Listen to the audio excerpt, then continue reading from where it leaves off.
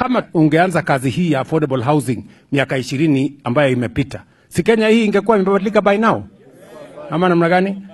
Na kama mnaona hii tunafanya saa hizi, na hii ni kazi ya mwaka 1.5.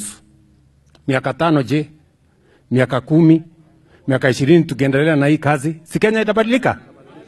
Itabadilika ama itabadilika, my friends? Na hapa iko nyumba kwa hii smart city ambaye mwananchi kama wewe unaweza kulipa 3,800, nyumba inakuwa yako.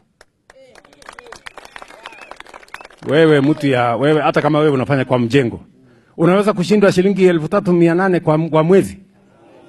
Si hiyo ndio mnalipa saa hii kwa mahali ama? Si ndio saa hii mnalipa huko chini kwa nini? Kwa kijiji. Ati kijiji inaitwa nini? Malili.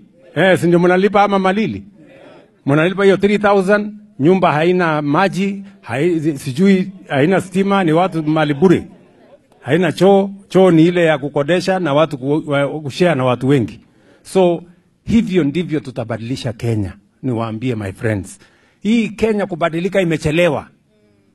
Nyinyi mnanielewa? Hii kazi ambayo tunafanya saa hizi ingekuwa imeanza 30 years ago. Lakini mtu ya kuamua alikosekana. Sasa mimi nimefika hapa. Na hiyo ndio kazi yangu. Mimi nitaamua mpaka hii Kenya ibadilike. Wenye kunipigia makelele waendelee. Lakini mimi I'm focused. Ama namna gani? Sasa niwaambie, mimi sifanyi kazi ya urembo. Mimi siusi peremende.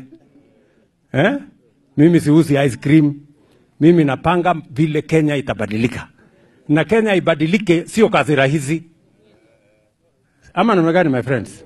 Hata wewe kazi ambayo unaona ni ya maana, si lazima utoe jasho. Ama ile rahisi ni ya kucheza dance. Unaweza hapo dance. Man inaisha. So anyway, mimi nataka niwa encourage, niwaeleze kazi iko hapa ya engineers, ya plumbers, ya carpenters, ya masons, wale wengine wote, na hiyo kazi itaendelea sio Konza peke yake. Itaendelea kila sehemu ya Kenya mpaka hii Kenya ifike first world.